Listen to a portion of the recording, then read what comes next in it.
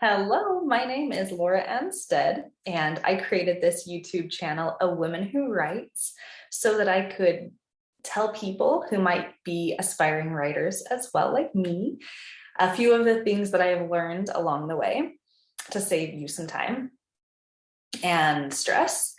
And maybe my future readers might be interested in knowing about my process as well. So the purpose is twofold.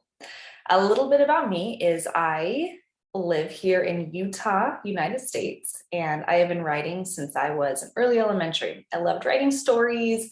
I wrote fiction stories, one about a girl who found the secret diary, and it had information about her true identity that she didn't know about. And I wrote and illustrated a choose your own adventure book for my dad. That was it took me a long time. I was pretty serious about it. And I was excited when I found that years later. I'd forgotten about it. And also wrote poetry in high school, very emotional and dramatic poetry about all of my big teenage feelings. And I always just knew I was going to be a writer.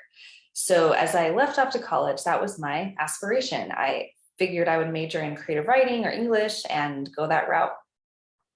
A couple of days before I left to the college, it was community college, so you didn't have to have your major chosen, or you just go and do your generals and then kind of go from there. So as I was approaching to leave, my mom, who is amazing and I love, and we were very close and I respect and admire, sat me down and suggested that I might consider something else besides writing, explaining that it's not always a practical career and not a lot of people succeed, and I might find something that would be more practical for a young woman trying to make a living. And try as I might to push those unwanted ideas away, I remember them.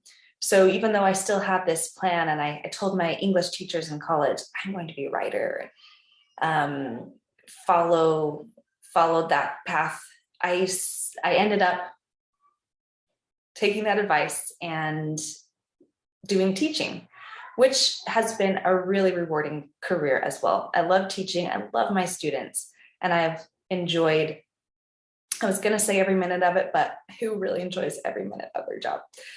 But I knew I would be a writer, or I would start writing down the road. It was always down the road, sometime later. This year, 2022, was the year.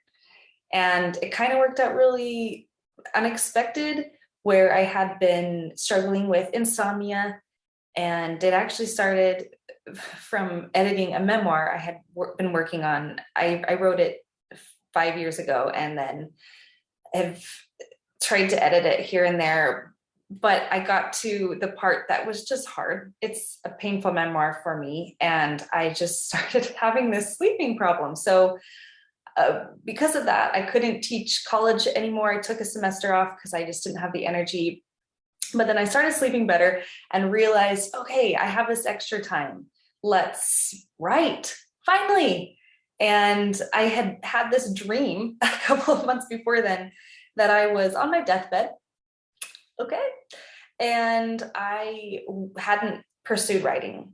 And there I was lying on my deathbed during COVID time. Give me a break. Maybe other people dreamed of dying too. But I was there and I hadn't pursued writing, and it was tragic.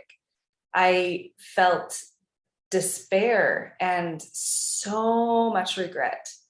And I knew I could not let that happen. And whenever that time would come, I knew I needed to start writing. So when it all worked out for me to have the extra time, which really, since then, I have met so many people who make the time, regardless of a job or kids or anything, they make the time. So that's one piece of advice, is to make the time, which you'll hear that from everybody. But really, it can be overwhelming and hard. And I have 2 young children, so it is still hard. But I started writing children's books with the suggestion of a friend who said, well, maybe you don't have hours to sit and write right now, but you could have 30 minutes or 60 minutes during a nap or after bedtime, and you could get some momentum. with a shorter piece. And that was really great advice. So I hadn't ever done picture books before. It was more nonfiction. I have published a piece of a part of my memoir, kind of the same, a little bit about the experience in an anthology, a nonfiction. I write a blog, nonfiction. So this was the first time in a long time that I'd really pursued A, fiction, and B, ever children's work.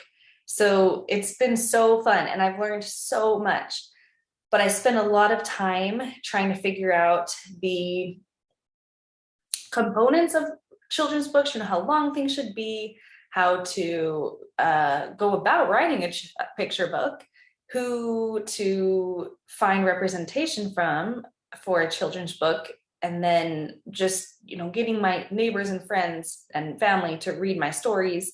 And they gave me good suggestions, but it wasn't until I finally just buckled down and joined a group, SCBWI, it's the Society of Children's Books Writers and Illustrators, that I actually found a haven. It was so helpful. So that group has conferences and writing workshops, and I was connected to a writer's group, a few, which was the most helpful. So now I was having other writers critique my work, which game changer. I feel like my craft has evolved so much, and I've been able to hone my writing skills so much because of the feedback from other writers who have been doing it longer than I have, who have a lot of experience, and really learning about the picture book world. So finally, I feel like I have a good grasp, and I've read thousands of picture books. There's this program for little kids, like 1,000 books before kindergarten. So I have 2 kids and we've read thousands of books.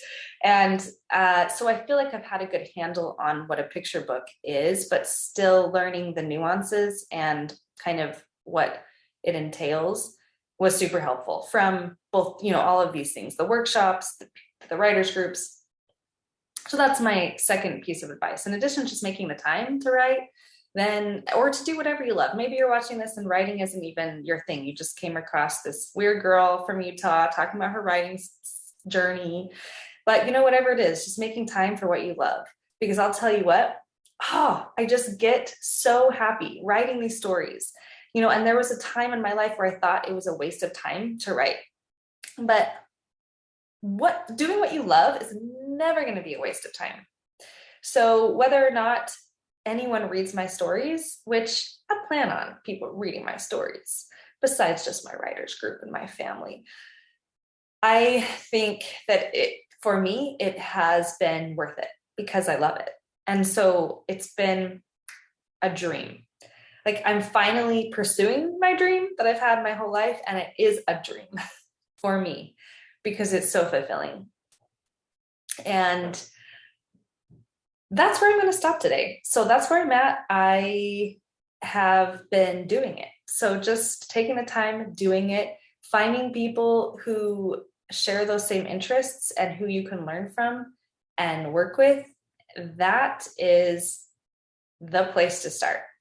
And I'll tell you more next video.